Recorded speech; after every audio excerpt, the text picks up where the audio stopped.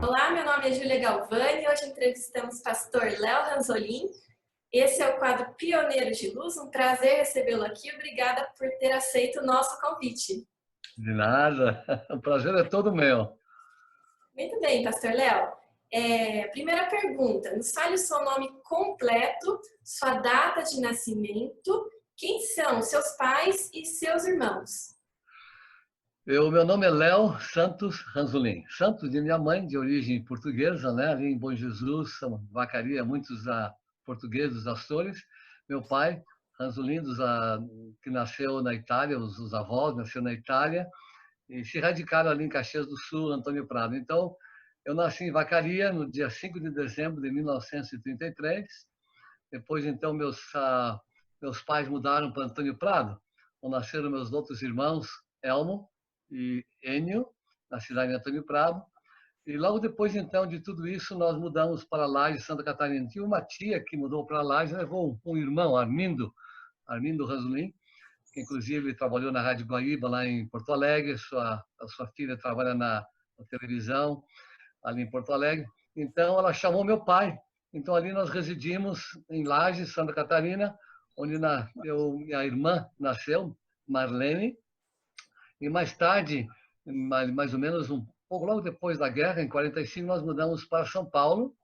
E ali nasceram meus outros irmãos, Antônio, Ernesto e Paulo, em Lages, Santa Catarina também.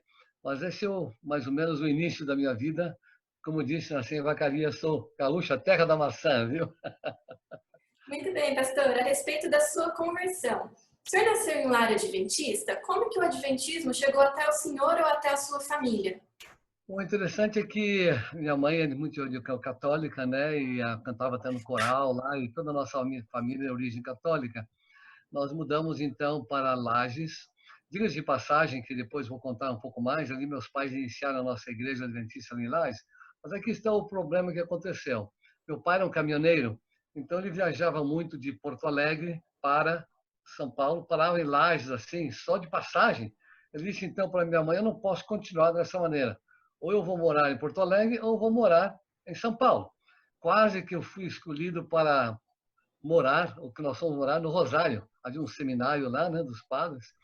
E aí, então, quando nós estávamos em Lages, eu estudei no ginásio diocesano, como vamos contar um pouquinho depois, mas foi providencial que, ao invés de Porto Alegre, meu pai mudou para São Paulo.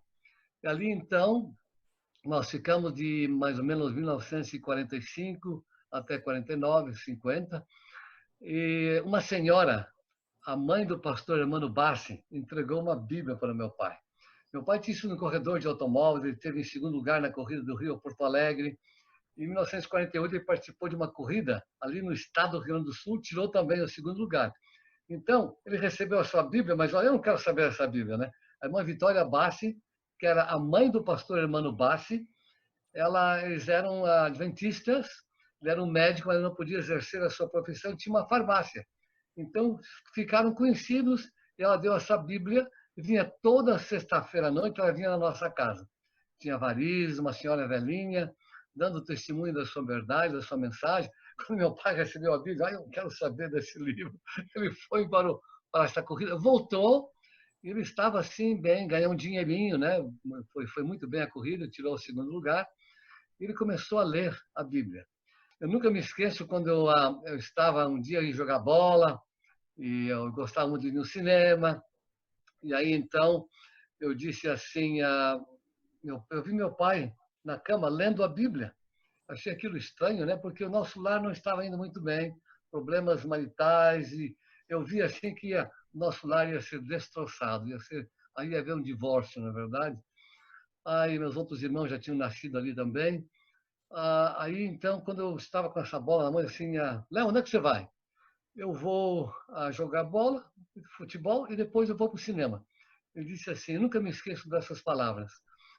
Ele disse, meu filho, ao invés de você estar assim jogando bola e indo ao cinema, por que você não lê este livro? E eu fiquei admirado com aquilo, né? E aí então começou também o meu interesse na Bíblia. A esposa do falecido Pedro Apolinário, que meu avô foi meu professor de grego, ela começou a dar estudos bíblicos para a nossa família. Mas antes disso, a irmã Bárcia vinha toda sexta-feira visitar a nossa casa. E era uma senhora muito cristã. E ela pediu o irmão Zilo, porque ela já estava cansada, não tinha tanta energia, pediu o irmão Zilo que viesse ao nosso lar. E ele começou, então, a dar estudos bíblicos para a nossa família. E o interessante é que a sua esposa era contra a religião. Ele tinha sido muito ruim para ela. E agora, de repente, ele estava aceitando a verdade, dando estudos bíblicos à família Ranzolin. E um dia ela foi na igreja do Brás, tirou ele de lá, ele tinha que ler os livros do Espírito e Profecia no banheiro, uma coisa horrível que ele passou. Mas, de toda maneira, a nossa família inteira aceitou o Evangelho. Em 1948, nós recebemos a mensagem. Eu me batizei depois, em 1949, no colégio, pelo pastor Rodolfo Bells, pai do pastor Cláudio Bells. Ele fez meu batismo lá no tanque do colégio. Agora, uma coisa interessante que eu vou contar para você, que esse nosso irmão Zilo, que não conseguia ganhar a sua esposa para a verdade, a minha mãe ficou muito amiga da sua esposa depois da nossa conversão. E veja como Deus trabalha. Ela aceitou o Evangelho, se tornou assim, eu podia dizer, nossa segunda mãe, uma pessoa maravilhosa. Tudo resultado de uma Bíblia que foi entregue pela irmã Vitória Bassi. Toda a nossa família entrou para a verdade. Olha só que bênção, que bonita história, pastor. Muito linda, muito linda. Então, quer dizer que o senhor estudou no Colégio Adventista Brasileiro? Bom, aí então, nós estávamos um dia na Igreja do Brás, em São Paulo, o pastor Jerônimo Garcia e o pastor Kimpel estavam fazendo uma propaganda do colégio. E o interessante é que um pouco antes, meu pai, como caminhoneiro, tinha passado por ali e disse, meu bem, olha que o Léo devia estudar nesse colégio. Fiquei impressionado, ele trouxe uma carga de uvas, né, do Rio Grande do Sul, mas a minha mãe disse, não, mas ele já está matriculado no ginásio Fernão Dias, em São Paulo. Isso foi em 1948. Bom, como resultado, quando nós nos convertemos, fomos ouvindo essa mensagem do pastor Jerônimo, do pastor Kimpel, e minha mãe ficou empolgada com o que eles revelavam ali naquele momento, né? Disse, Léo, esse é o colégio que você deve estudar, ela falou para mim, né? Bom, aí em 1949, minha mãe e eu fomos ao colégio. Sabe quem nos recepcionou? O pastor Dario Garcia, tio da minha esposa. Olha Ele só. abriu as portas para mim, eu não tinha dinheiro, uma coisa simplesmente maravilhosa. E quando eu ia pensar, naquela ocasião, que eu ia casar com a sua sobrinha, né? Você vê então como que Deus dirige a nossa vida. Então ali eu fiquei de 49 até 1951, fiz o curso normal. Porque naquela ocasião você fazia o científico, ou normal, ou clássico, ou para aqueles que querem fazer teologia. Você veja como Deus dirigiu a minha vida de poder trabalhar com as crianças, fazer o curso normal. Poucos rapazes que faziam o curso normal. O pastor Salles, o Tércio Salles fez, eu fiz. Enfim, o Ronaldo, naquela ocasião, irmão de Oliveira. Então, eu terminei o curso normal em 1951. E aí, então, manifestei o desejo de me preparar para estudar teologia, né? Comecei em Uma perguntinha. 1952. Só Diga. voltando um pouquinho, pastor, onde o senhor fez o primário e o ginásio? Porque pelo O que eu primário foi entendi, feito em Lages, Santa Catarina. Ah, sim. Tá. Ali, então, depois eu fui então no ginásio Fernão Dias. Eu trabalhei um ano, estudei um ano também no internato que existia ali em Lages. Estudei no Colégio das Freiras, o primário, né, Santa Rosa. Depois no seminário ali, o ginásio diocesano dos Padres. Mas eu tive que terminar o ginásio depois em São Paulo, porque fizemos a mudança para São Paulo, entende? Mas o interessante que se devia saber, em 49, quando eu fui para o colégio, meus pais decidiram ir para lá, em Santa Catarina. Eles disseram, por que eu vou ficar ficando aqui em São Paulo? Aqui tantas igrejas que existem aqui, porque a primeira igreja que eu conheci foi de Arthur Alvim. Foi uma coisa especial, uma surpresa, uma coisa maravilhosa para mim. E meu pai voltou para Lages e ali ele iniciou uma igreja em nossa casa. Você já pensou? E hoje temos mais de 2.000 adventistas em Lages, Santa Catarina. Então ele já, vamos dizer, aceitou o problema, o pedido, a inspiração de ser um missionário global, levar a mensagem a outros lugares, né? Uma benção muito grande. Amém. Amém. Que Deus seja louvado. Amém. Pastor, então depois que o senhor terminou o normal no CAB, como que foi o desejo para se tornar um pastor? Bom, você sabe que você ouvia aqueles pregadores que vinham dos Estados Unidos, né? Eu ficava empolgado. com eles e um falava para o inglês, eles traziam para o português. E quando comecei o teológico, estava muito difícil para mim, sabe? Porque no segundo ano de teologia comecei, porque eu já tinha feito o primeiro. Eu não tinha dinheiro, então eu fui para o pastor Jerônimo Garcia e disse, pastor, eu quero ir embora.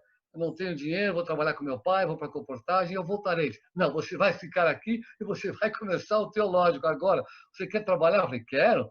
Então, eu arrumo um trabalho corrigindo os exames, as provas da esposa, do pastor Kim, do pastor Schwantes. E ali, então, comecei o meu ministério. O que realmente me levou à inspiração e de ver todos aqueles que vinham, né, da América, os meus colegas, eu tinha um colega de quarto, o pastor Elias Lombardi, o Francisco Bena, que foram meus mentores quando eu tinha apenas 16 anos de idade, eles estavam fazendo teologia. E eu, então, como aluno do normal, fiquei empolgado com aquilo, né? E eu também desejo de servir a Deus. E, naturalmente, com o culto da mata, que você deve saber que eu trabalhei muito com o culto da mata, nós, então, descíamos para lá, pregávamos, orávamos. Eu tenho uma experiência muito interessante, que estava comportando em Cornélio Procópio, e eu devo dizer que o interessante foi que eu fui numa igrejinha pequena, e eu já estava estudando no colégio, pelo menos no curso normal. Senhor Léo, você que é estudante do colégio, você não quer passar a lição, você não quer pregar para nós? Mas eu tinha tanto medo de pregar, de maneira nenhuma, não. Então lá eu estava sentado, mas ele falando, passando a lição, pregando, e eu sentado ali como comportor, sem dizer uma palavra. Mas veja só, foi então através de uma carta missionária e trabalhando com o culto da mata, que eu comecei a aprender a falar em público e preparar um dia para ser um ministro, né? Essa foi a grande inspiração que eu recebi até quando me formei em 1954. Muito bem. E foi ali, enquanto aluno de teologia, que o senhor conheceu a sua esposa? Bem, eu comecei naturalmente em 1950. Nós namoramos por um ano, mas depois houve um término do nosso namoro, né? Mas mais tarde, ali por mais ou menos 1954, nós começamos a namorar novamente. Você sabe que ela é filha do falecido pastor Roberto Rabelo. Eu tive o privilégio de casar com ela. Ela estava terminando também o ginásio, depois trabalhando no científico, curso normal. Nós, então, começamos a namorar novamente no início de 1954 e noivamos dia 9 de dezembro de 1954, quando eu me formei. E era o nosso desejo de ir aos Estados Unidos para estudar, compreende? E aí, então, eu comecei a entrar no ministério, recebi um chamado da Associação Paraná Santa Catarina. Eles queriam que eu trabalhasse ali como um pastor Geraldo de Oliveira, que era evangelista. Então, eu ia aprender como trabalhar com evangelismo, porque tinha um desejo muito grande de ser um evangelista também. Como resultado daquilo, eles souberam que eu ia estudar nos Estados Unidos. Então, bloquearam. Disseram, os que vão ficar aqui é que devem receber tudo o que se pode fazer, vão receber a instrução, estarem preparados para servir. Então, parece que foi providencial que, em vez de trabalhar em Lages, Santa Catarina, a sede de conferência foi na minha cidade, onde eu me criei. Eles me mandaram para Maringá. E olha, Maria Júlia, foi aí uma grande experiência para mim, ser pastor ali naquele lugar, com 6 grupos, a cidade principal de Maringá. E ali eu fiquei realmente até o fim do ano. E eu devia contar mais uma outra experiência também. Em 1952, houve um congresso ali de jovens, um dos primeiros congressos do Brasil. Notem que quem estava presente da Associação Geral era um dos primeiros líderes do departamento de jovens, que era líder dos desbravadores, entende? Eu fiquei empolgado de ver tudo aquilo e, naturalmente, ganhei o concurso de oratória, recebi vamos dizer assim, um meio estipêndio. E quando eu estava recebendo esse dinheiro, que era um meio estipêndio, estava sentado ali, então, esse líder mundial, o primeiro líder dos bravadores, e o pastor Nigri e eu estávamos ali. Ele estava me entregando, o pastor Nigri, o que eu ganhei, um meio estipêndio. Então, agora você veja, eu de pé, recebendo aquilo, como um jovenzinho, em 1952, vendo ali aquele líder mundial dos bravadores. E como é que eu imaginei, na ocasião, que eu seria o terceiro líder mundial dos bravadores. É uma foto que eu tenho que você não tem nem ideia quão significativa que é, para a minha vida cristã, entende? Então, foi uma experiência assim inolvidável, porque o pastor Nigre e eu tivemos o privilégio de ser os primeiros líderes da Associação Geral de origem brasileira. Então, isso foi uma experiência maravilhosa para mim, viu? Legal, pastor. Eu gostaria de voltar um pouquinho no assunto da sua esposa. Nos diga o nome completo dela, o nome do pai, o senhor já falou, o nome da mãe dela, né? E um Certo. pouquinho da contribuição dela à obra adventista. Bom, minha esposa se chamava naturalmente Lucila Rabelo, né? E ela é filha do falecido pastor Roberto Rabelo, primeiro orador da Voz da Profecia no Brasil. A mãe, Edwig, nasceu em Düsseldorf, na Alemanha, e o meu sogro havia nascido no Rio Grande do Sul.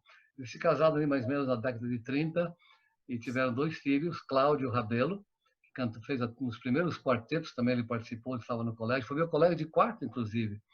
E ela, entrando naturalmente, terminou o ginásio e depois começou a fazer o normal. Quando eu estava estudando o teológico, ela já tinha entrado no primeiro ano do científico, quando eu estava justamente trabalhando em Maringá. Mas quando nós casamos e fomos para os Estados Unidos, ela não pôde terminar o normal. Então, nós fomos para a América e mais tarde, quando nós voltamos, em 1965, depois de terminado meus estudos na América, aí então ela terminou o seu curso normal. Aí então nós já estávamos nos Estados Unidos, quando fomos chamados para lá, depois podemos conversar sobre isso. E o impressionante foi que ela não somente terminou o curso normal, quando eu estava na Associação Geral, ela trabalhou numa escola de Sligo, como professora auxiliar.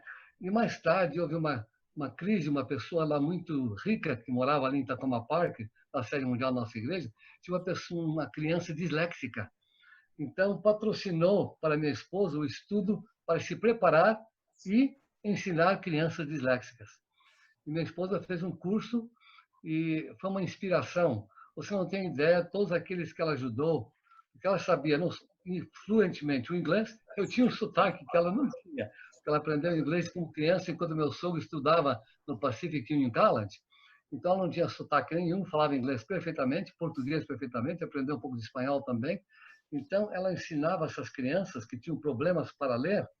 Você não tem ideia das cartas que ela recebe hoje de jovens que estão formados, né, em muitos cursos, um curso de administração, e que escrevem para ela dizendo como que ela os ajudou e os inspirou a aprender a ler, que eles não sabiam, tinham um problema sério de ler. E foi assim o grande ministério da minha esposa. Naturalmente, como você sabe, nós temos 3 filhos. Meu mais velho é Léo Ranzolin Júnior, que é hoje um dos reitores do Departamento de Religião do Loma Linda. Ele é formado em teologia. Meu segundo filho, Luiz Roberto, e o terceiro, Larry. E eles são todos 3 filhos, 4 netos e agora um bisneto. Olha só, que legal, pastor. E qual foi a data do casamento de vocês? Dia 20 de fevereiro de 1956. Estamos casados há 64 anos. Eu fiz um capítulo, Maria Júlia, na minha biografia, intitulado Minha Esposa, a Heroína de Meu Ministério. Isso vai fazer parte justamente contando todas essas experiências, contando tudo que ela passou, porque foi muito difícil para ela, não somente o fato que ela não guiava carro, ela ia a pé para a escola ali em Takama Park, com meus filhos, né? Mais tarde, então, quando nós mudamos, ela aprendeu a guiar. Então, nas minhas viagens, ela ficava sozinha em casa, com os filhos, com adolescentes. Quando, por exemplo, eu fui para a África por 2 meses, ela foi realmente a heroína da minha vida, a heroína que esteve ali com os filhos. Foi uma experiência inovidável e dou graças a Deus por essa companheira. Ela, na realidade, o nome dela agora é Lucila Brown Ranzolan, Lucila Brown Ranzolin, porque a minha sogra queria que conservasse o nome de Brown, da Alemanha, que os avós da minha esposa nasceram em Düsseldorf. O pastor Luiz Brown e dona Ana vieram de Düsseldorf para o Brasil, que foram os avós da minha esposa. Então, ela conserva o nome agora de Lucila Brown Ranzolin. Que legal, uma família de pioneiros, então, hein, pastor? Exatamente, certo. E que eu queria dizer para você que ela é neta de pastor, filha de pastor, esposa de pastor e mãe de pastor. Que legal, olha só, uma bênção, hein, pastor? Então, o seu primeiro chamado foi para Maringá. Em que ano que foi? 1955. Depois que o senhor saiu de Maringá, para onde os locais, os anos onde o senhor trabalhou até a sua aposentadoria? Bom, em primeiro lugar, como eu falei para você, quando eu saí de Maringá, fui comportar no Rio de Janeiro para pagar os estudos e conseguir o dinheiro para viajar nos Estados Unidos. Então, eu comecei em dezembro de 55, janeiro, fevereiro nos casamos, e não podia chegar ali na casa do pastor Rabelo sem dinheiro, você já pensou? Graças a Deus eu consegui os meios para pagar a nossa lua de mel, que foi feita em Petrópolis. O pastor Enoque de Oliveira, que fez o nosso casamento. Muita gente não sabe que ele era primo irmão do meu sogro.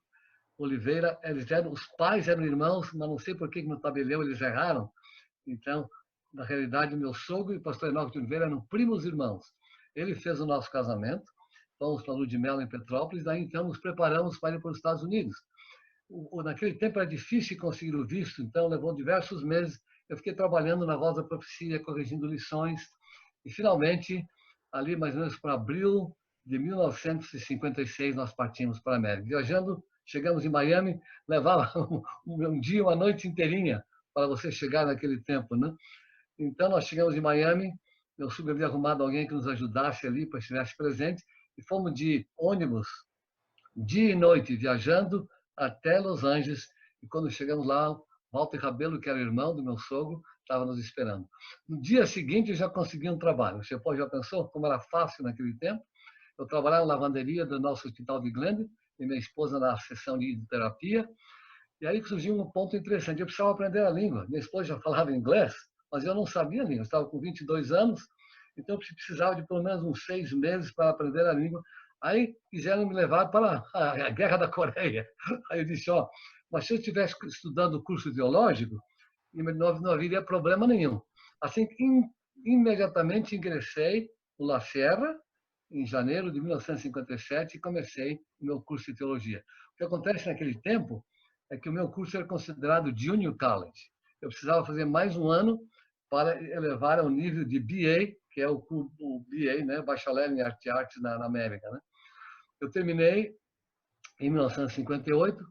Meu filho mais velho nasceu no dia 2 de maio de 1957.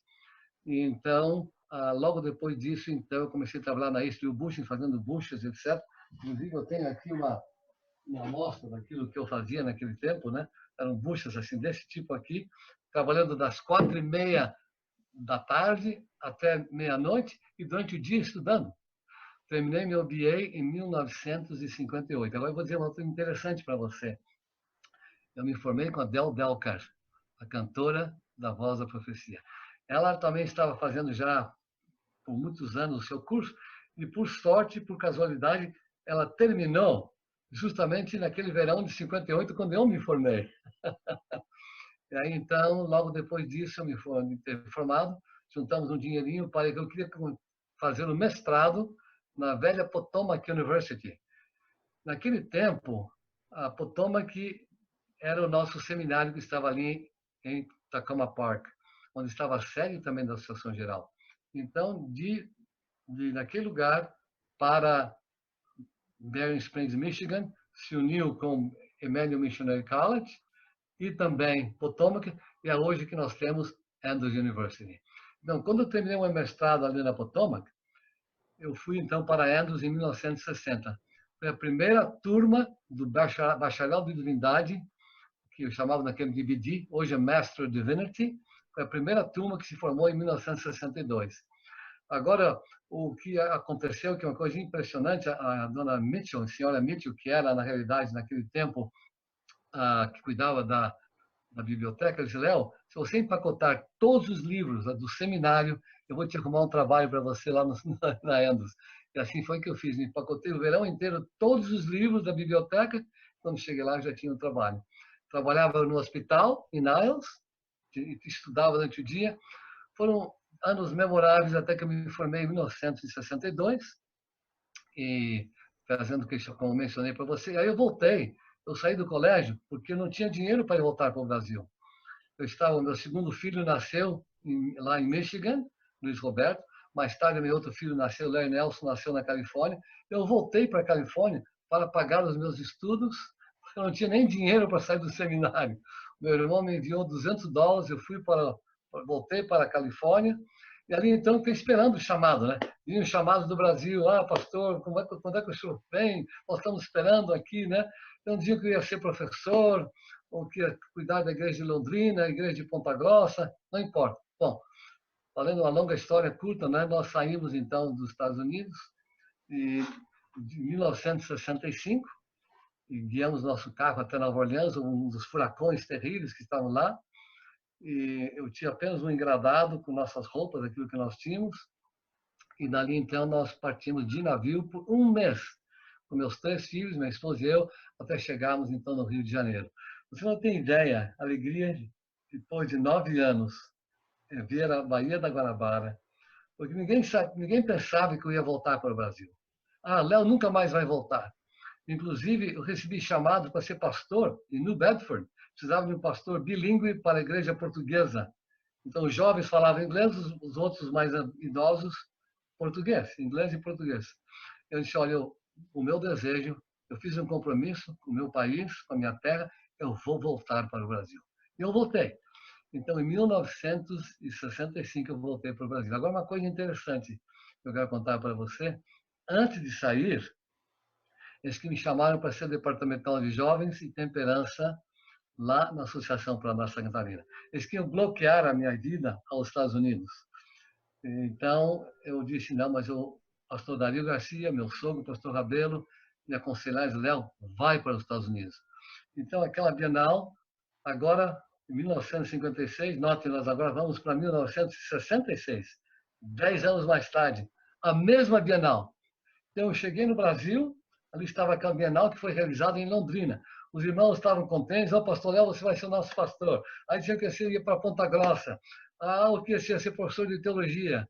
Bom, como resultado, naquela mesma Bienal, que 10 anos antes eu recebi um chamado da Associação Paraná Santa Catarina para ser diretor de jovens e temperança. Uma coisa inacreditável, como que Deus opera em nossas vidas, né?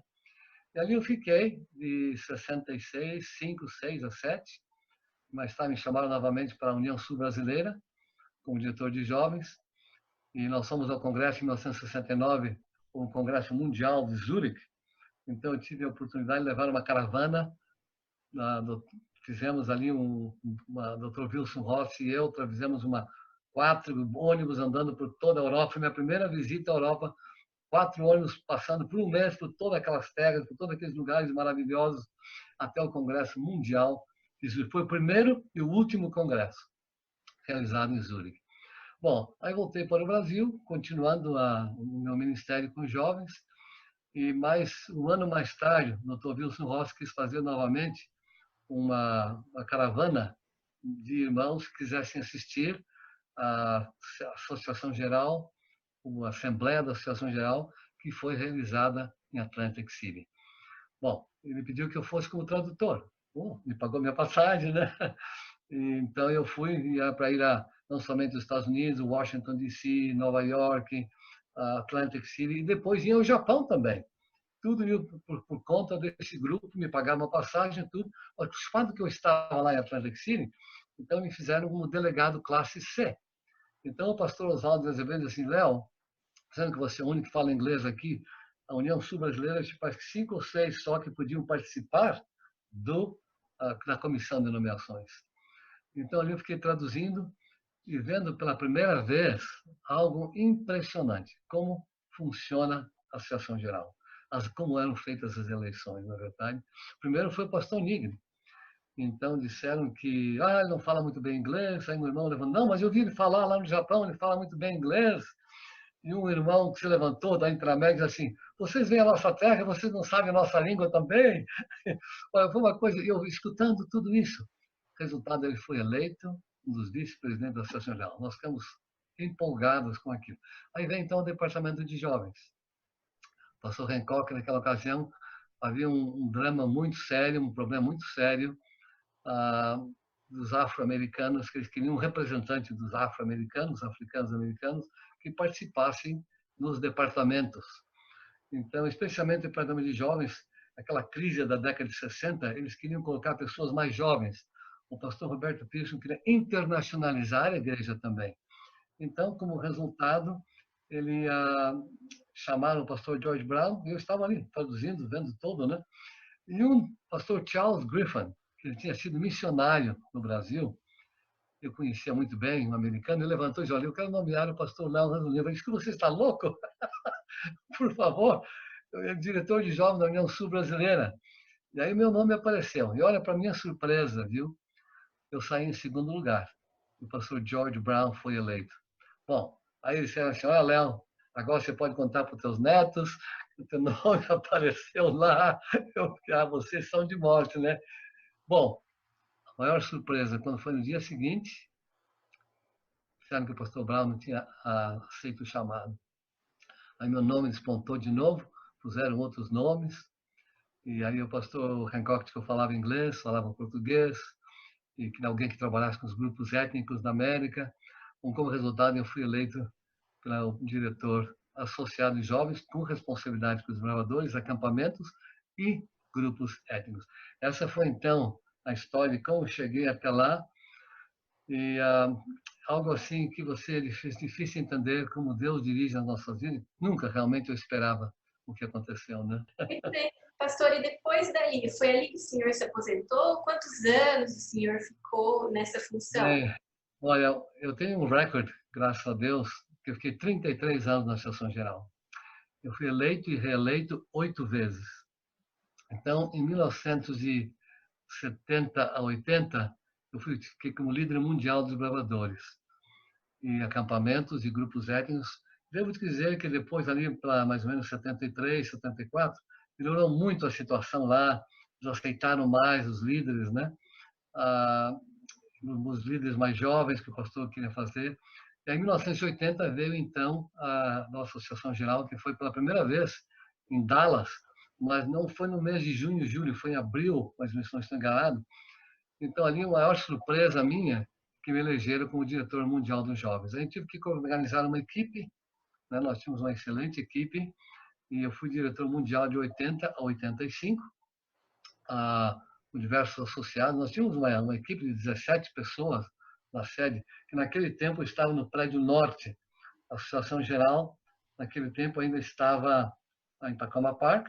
Eles fizeram um edifício que eles chamam de edifício norte, com 10 andares, e o nosso departamento estava no 6º andar, compreende?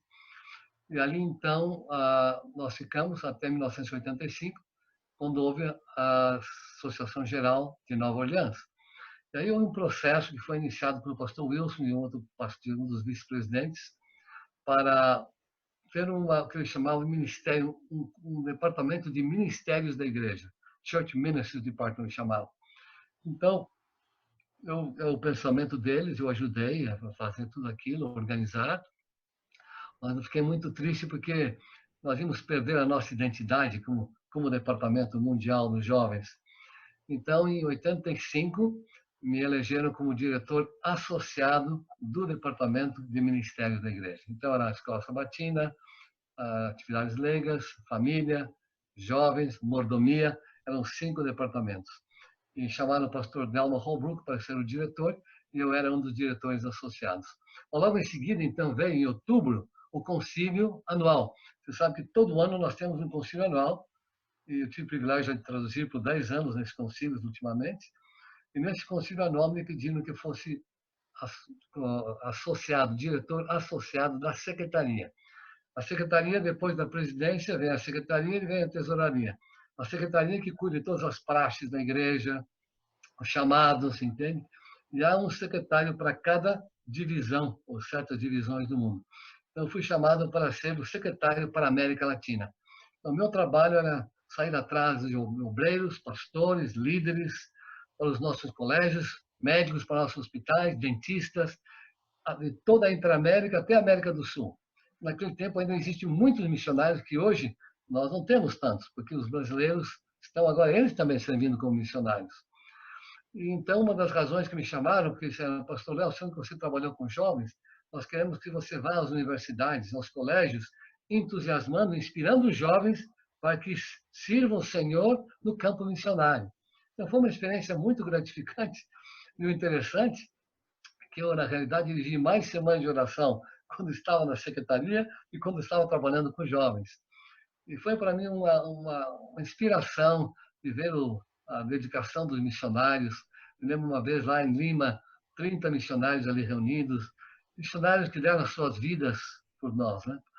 O pastor Webster, o pastor Wilcox, o pastor Christman, eles passaram a vida inteira, entende?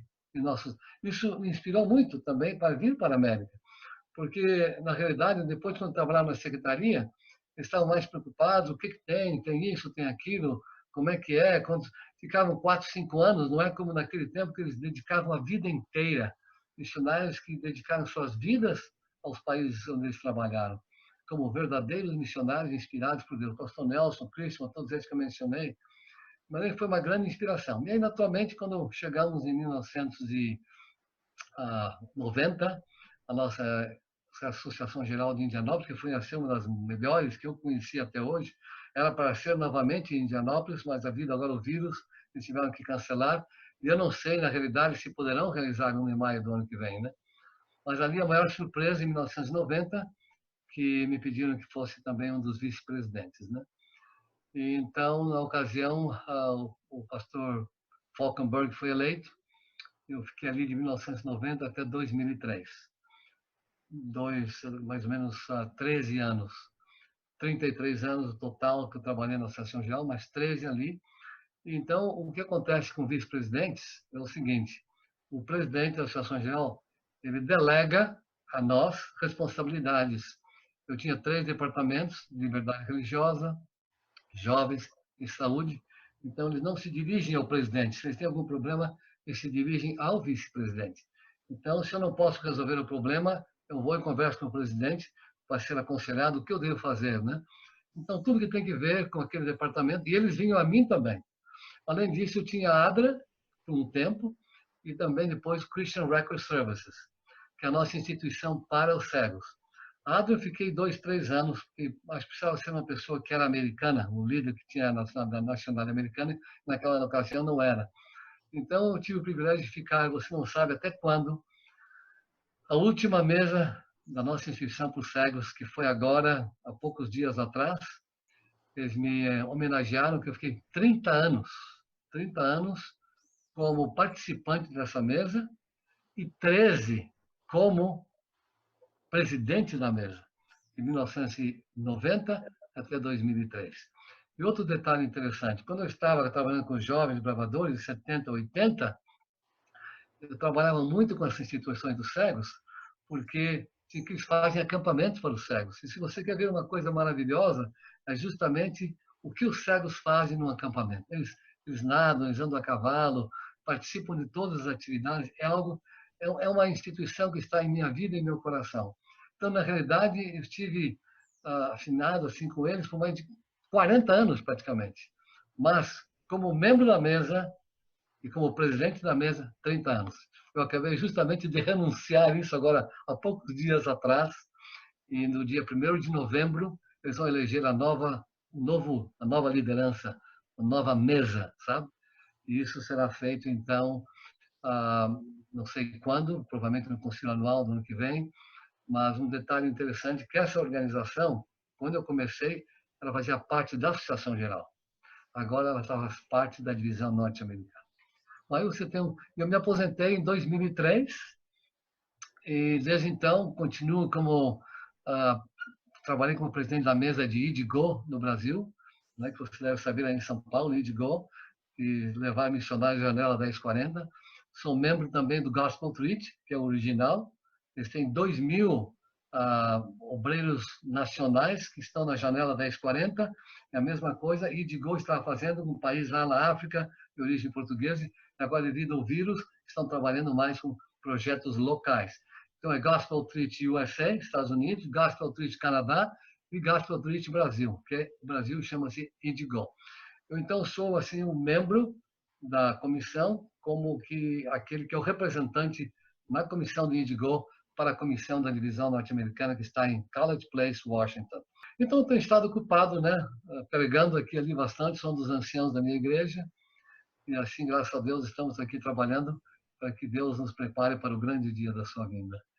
Amém. Que Deus seja louvado, pastor. Foram vários Obrigado. locais, várias funções. Foram quantos anos de ministério ao todo? Mais de 40 anos. Mas 33 foi ali na Associação Geral. Você citou várias funções em que o senhor trabalhou, mas ao longo de mais de 40 anos, o senhor poderia pontuar alguns fatos pioneiros que foram importantes e que aconteceram sob a sua administração? Olha, uma das coisas que eu fiquei muito contente quando eu cheguei na Associação Geral em 75, eu notei que, por exemplo, eu era diretor mundial dos gravadores, estava radicado mais na América. Muitos poucos clubes, muitos poucos clubes lá no campo mundial, você entende? Então, em 1975, nós comemoramos 25 anos. Eu achei que essa seria a oportunidade para lançarmos o clube lá no campo mundial. Então, fizemos um programa muito grande de promoção e cartazes. Eu devo dizer que essa foi para mim uma das maiores alegrias de ver como que cresceu fora dos Estados Unidos o Clube de Bravadores. Agora, você pediu que eu mencionasse também algumas experiências interessantes, na verdade, que ocorreram, mas essa é uma que eu gosto muito. A outra que eu tenho assim com muito carinho, eu gostava muito nas minhas viagens, sempre de ler a minha Bíblia, quando estou no avião, orar, né? E, e Deus tem me ajudado muito nesse sentido. Eu tenho aqui uma carta, que vou mostrar só para você. Essa carta é uma carta que eu guardo com muito carinho. É do irmão Carlos de Menezes, que nessa ocasião, quando me escreveu essa carta, ele morava em Itajaí, Santa Catarina. Eu estava viajando de Nairobi para Nova York e cheguei no avião em Nairobi. Eu, como costume, eu sempre leio minha Bíblia e oro, né? Então, eu podia contar experiências muito interessantes que ocorrem quando você está lendo a Bíblia dentro do avião. Oh, que versão que é essa? Eu tenho também o meu grupo de oração. E qual é interessante você ver, né, como as pessoas, uma vez até eu deixei minha Bíblia aberta, o cidadão leu minha Bíblia e depois, quando terminou a reunião, me deu $10. Isso para ajudar o senhor, pastor. Mas então, o que aconteceu? Eu sentei e orei e li minha Bíblia quando sentou um cidadão do meu lado. E ele me viu, né, lendo minha Bíblia. Quem é o senhor? Eu falei, sou pastor da Igreja Adventista do Sétimo Dia. Eu digo, o senhor, eu sou pastor da Igreja Presbiteriana e ele era brasileiro. Você já imaginou? Que experiência? Olha, fazendo uma longa história curta, nós conversamos a noite inteira, sobre a Bíblia. Quando chegamos em Nova York, ele me disse que iria de Nova York para o Brasil, estava de furlough. Eu disse, olha, a última coisa que eu disse para ele foi o seguinte, irmão Menezes, por que o senhor vai voltar só com metade da história? Metade? Porque os irmãos vão aprender a história completa, as doutrinas completas que são exaradas nas Escrituras Sagradas. Isso ficou gravado na mente dele.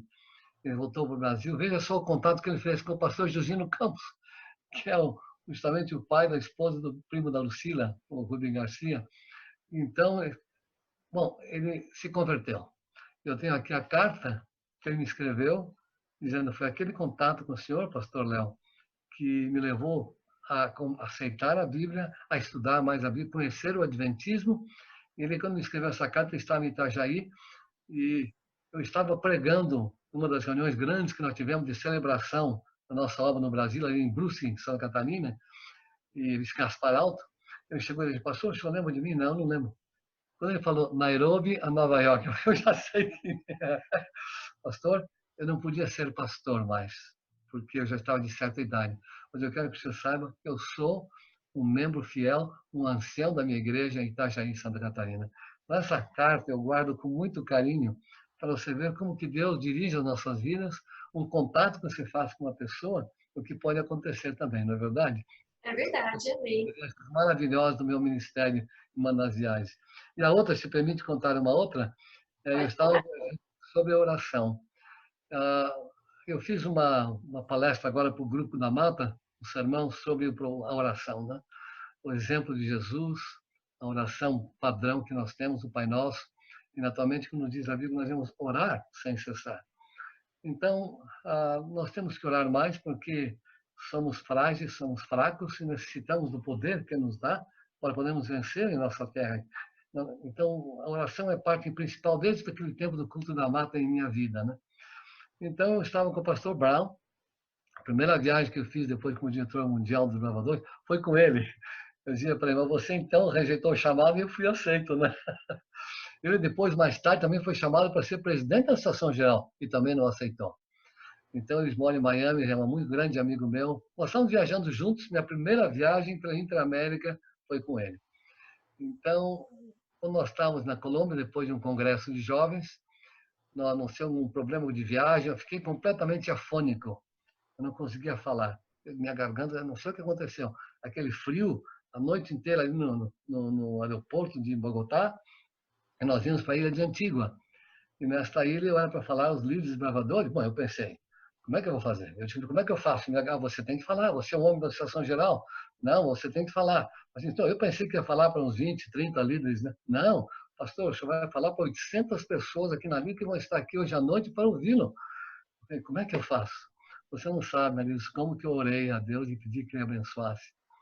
E até entrar na plataforma, eu nunca vou esquecer esse detalhe. Eu disse, pastor Brown, esteja aí alerta com o meu substituto para falar, porque eu não sei se eu vou conseguir. Quando eu subi a plataforma, voltou a minha voz. Você não tem ideia o que aconteceu naquele dia. Aquela é uma noite, na realidade, uma noite. Você podia ver um alfinete caindo. Então, o povo viu que realmente algo havia acontecido. E como, de repente, minhas cordas vocais apareceram, surgiram, melhoraram, e eu pude pregar um sermão naquela ocasião. Então, uma das coisas que tem me ajudado muito quando eu viajava na Associação Geral, inclusive quando você viaja, assim, tem o problema dos fusos horários, né? Você chega, por exemplo, nas Filipinas, depois são 12 horas de diferença, né? Você acorda às 2 da madrugada, depois às 3 da madrugada, depois às 4 da madrugada, até que finalmente se adapta a hora, o horário, né? Austrália, 12 horas também, um está no dia, outro está na noite, né? Então, um costume que eu tenho sempre é de orar. Pego a Bíblia, oro. O inimigo não quer que você leia a Bíblia. Então, depois de uma hora lendo a minha Bíblia, você começa a dormir e repousar. Então, são experiências que são marcantes na minha vida espiritual e no meu ministério, né? Agora, você disse que gostaria que eu falasse um pouco do meu legado. Não sei se você Isso, quer... exatamente. Se Ah, fosse para resumir tantos anos, mais de 40, qual o seu maior legado? Como que Deus usou o Senhor para abençoar outras pessoas? bom, eu deveria dizer que o maior legado que eu tive, e o grande privilégio que eu tive de servir ao Senhor, é um legado de não somente servi-lo, mas também inspirar outros a servir ao Senhor, entende? Eu conheço, por exemplo, o pastor Dailson Fonseca, que é um dos grandes pastores que nós temos na nossa igreja lá hoje em São Brasil. Ele foi membro do Clube de Gravadores Léo Ranzolin, em Curitiba. Não sei se sabem que é um clube lá com meu nome, que é um dos grandes clubes do Brasil.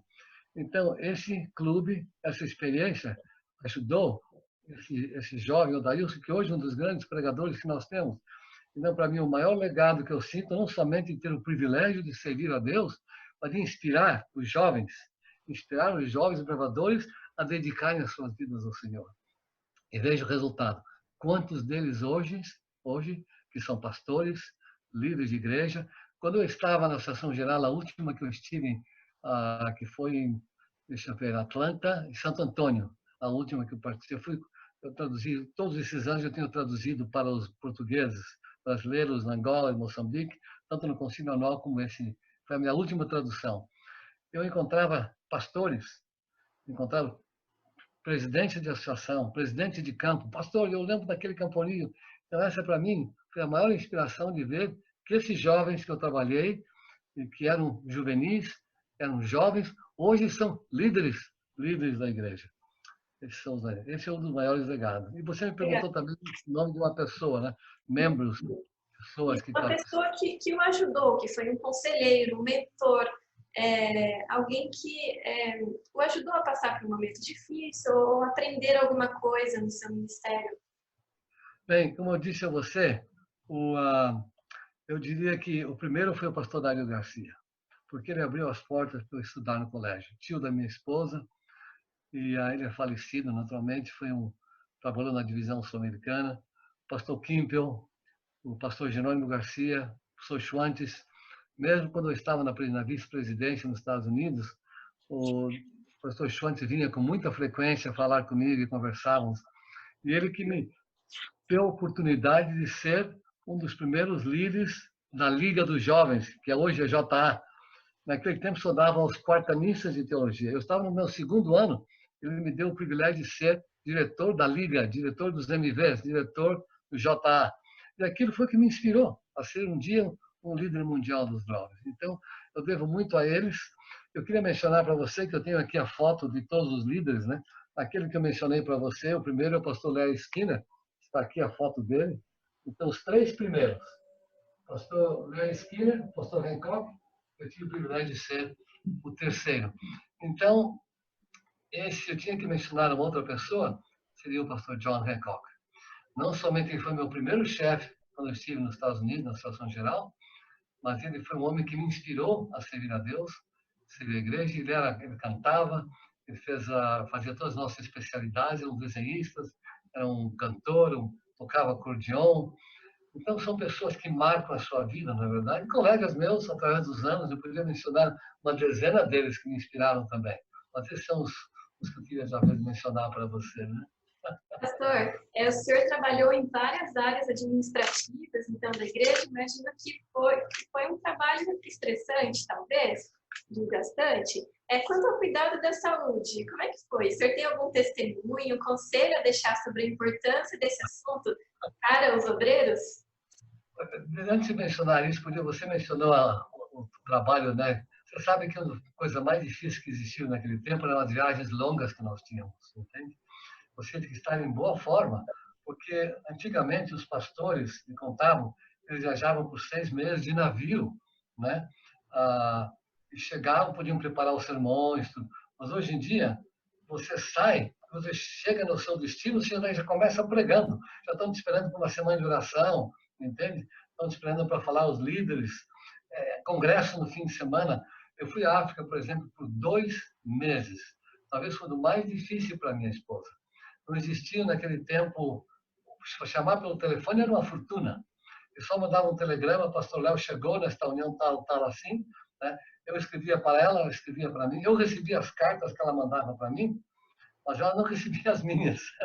Quando eu cheguei em casa, começaram a chegar as cartas, eu disse, meu bem, eu escrevi, está provado que eu escrevi. Então, você tem que estar em boa forma de saúde, né? Graças a Deus, eu nunca fiquei doente nas viagens, umas coisinhas pequenas aqui ali, adaptação. Eu sou vegetariano desde 1970. Não como carne, não como galinha, nem peru. Como de vez em quando um pouco de peixe, porque Jesus comeu peixe, né? Isso que eu digo para o povo, né?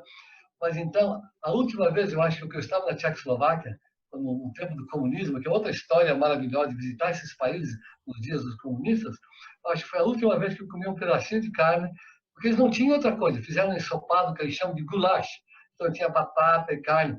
Eu disse, irmãos, põe um pouquinho a carne, eu não queria desanimá-los, porque eles não tinham outra coisa para me oferecer. Então, o importante é isso, o seguinte, é você cuidar da saúde. Eu digo aos jovens, eu digo para eles, escuta, você está vendo esse coração aqui? Esse coração está batendo há 86 anos. Dezembro, 87 anos. Você pega um Lamborghini ou um Rolls Royce e deixa funcionando dia e noite sem parar. Eu não sei quanto tempo. Ele não dura um ano. Você para e anda, ele não dura um ano. Esse coração não para, sem parar. É uma máquina maravilhosa criada por Deus. O de mais precioso que nós temos é a nossa saúde. Então, isso eu dizia para os jovens, vocês têm que cuidar da saúde, cuidar desse corpo maravilhoso. Então, eu bebo 8 copos, antes de vir para cá, eu tomei 3 copos de água, entende? 3. Então, 8, mais ou menos, de 6 a 8 durante o dia. Então, isso te ajuda a limpar o teu organismo, né? Os rins, o fígado, o coração, tudo isso vai ajudar, né? Porque a saúde é muito importante, porque o nosso corpo é o templo do Espírito Santo, né? Então, eu falava aos jovens, cuidado com as drogas, né? Cuidado com o álcool, com as bebidas, com o cigarro, quantos que perecem como resultado de tudo isso.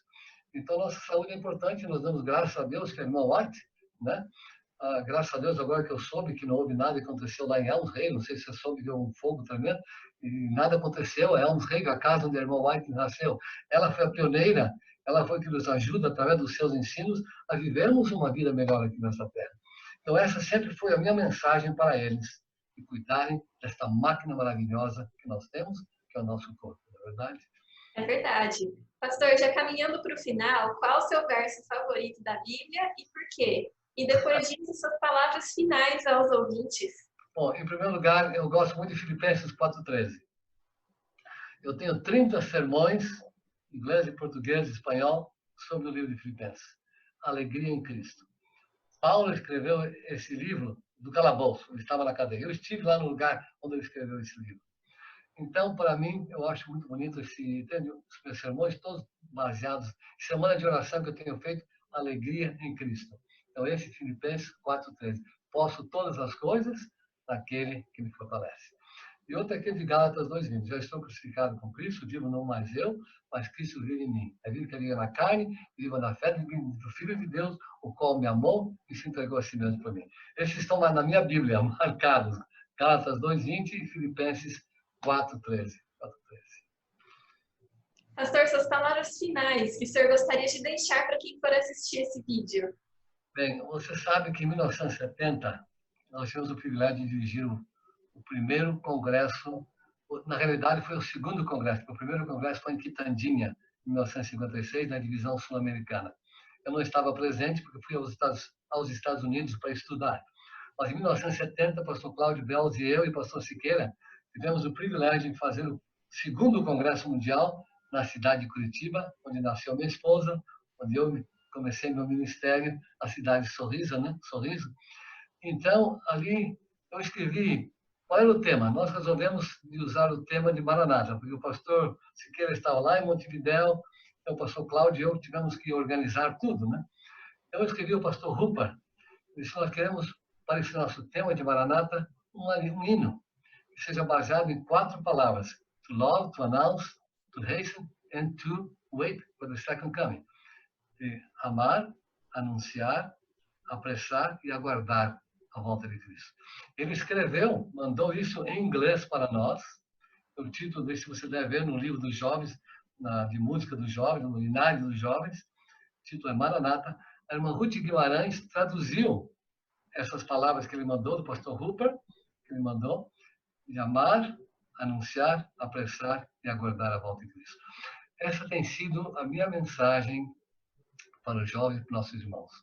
Com frequência eu prego sobre isso. Em primeiro lugar, tenho sermões sobre cada uma dessas palavras.